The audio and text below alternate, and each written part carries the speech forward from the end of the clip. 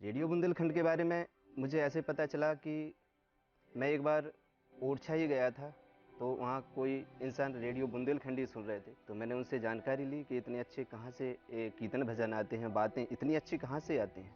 तो उन्होंने बताया कि अपना रेडियो बुंदेलखंड जो ओरछा तगेला के पास खुला है, रेडियो बुंदेलखंड 90.4 है।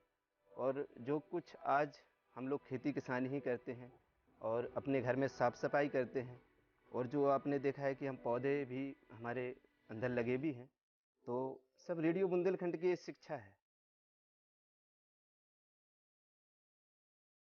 यानी शुभ कल तो सबसे प्रिय है, और नौजवानों का तो इतना अच्छा है कि आपकी सीख दी जा रही कि कैसे हम इसका पर्यावरण का शुद्ध रख हो जाए। तो हमें शुभ कल नंबर 1 पे कार्यक्रम लगता है। हमें तो कुछ भी काम पड़ता ही कि हमारी जा समस्या है कि जा भी हैगी खेती की, पशुओं की, तो अपनी पशुओं को भी कार्यक्रम आज खेती बकरिया सबको, तो वे बापे भी उनने विचार देंगे। तो आज हम स्वस्थ पशु भी हैं और हमारी फसल भी स्वस्थ है। वो बहुत कछु हमें बातें सबा ड्यूरो फायदा भी हो गई जब से हमने रेडियो बुंदेलखंड का प्रसारण सुना है। हमें पसंद बेरू भौजी को नाटक बहुत पसंद है। बेरू भौजी को थैला के बारे में बताओगे कि पन्नी में ना ले सब्जी, थैला में ले। जी अच्छी प्रोग्राम और बने थे, जी और अच्छी लगा प्रोग्राम, यही से तो हम सब सीख गए। न तो पहले तो हम हाथ साफ नहीं कराते। जो भी हमारे फसल में समस्याएं आती हैं, जैसे कभी कोई रोग आ रहा है या कोई पत्ते, जैसे फसल में कोई बीमारी आ गई जो हमारे पत्ते पीले हो रहे हैं, या कोई हमको कीट बहुत ज़्यादा परेशान कर रहा है, तो जैसे इस प्रकार की समस्याएं तो हम क्या है कि SMS के माध्यम से, संदेश के माध्यम से रेडियो बुंदेलखंड तक पहुंचा देते हैं। तो रेडियो बुंदेलखंड से जल्द समस्या का समाधान करता है। रेडियो बुंदेलखंड में कुछ हम सुधार की अपेक्षा करते हैं। जो अभी वर्तमान में हमारे यहाँ सिग्नल, जो रेडियो पे सिग्नल की कमी है, वो सिग्नल की कमी अगर दूर हो जाए तो क्या है कि कुछ हमारे घर के सदस्यों के पास जैसे स्मार्टफोन है नहीं है, जो ऐप्स के माध्यम से रेडियो बुंदेलखंड सुन रहे हैं, तो वो आसानी से रेडियो सुन सके, जो रेडियो पे सिग्नल आ जाए। Any kind of an infrastructure requires to upgrade itself.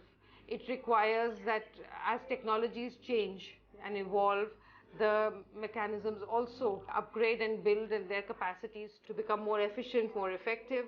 It needs to train its reporters. It needs to run its day-to-day operations, and people who work on the radio station need to be paid a minimal salary so that they can put in their time.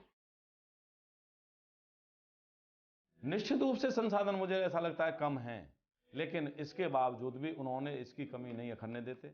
हमको वाजिब सम्मान देते हैं। जो वहाँ उनके programme होते हैं उनके स्टेज प्रोवाइड करवाते हैं, हमारे लेक्चर करवाते हैं।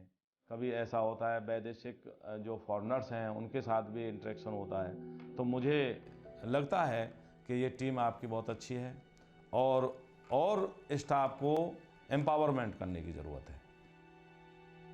रेडियो बुंदेलखंड को और बेहतर बनाने के लिए हमारी जो स्टूडियो है, साउंड प्रूफिंग उसकी बहुत कम हो गई है। उसकी जो दीवारें हैं वो काफ़ी ख़राब हो चुकी हैं, क्योंकि बहुत पुराना सेटअप वो है।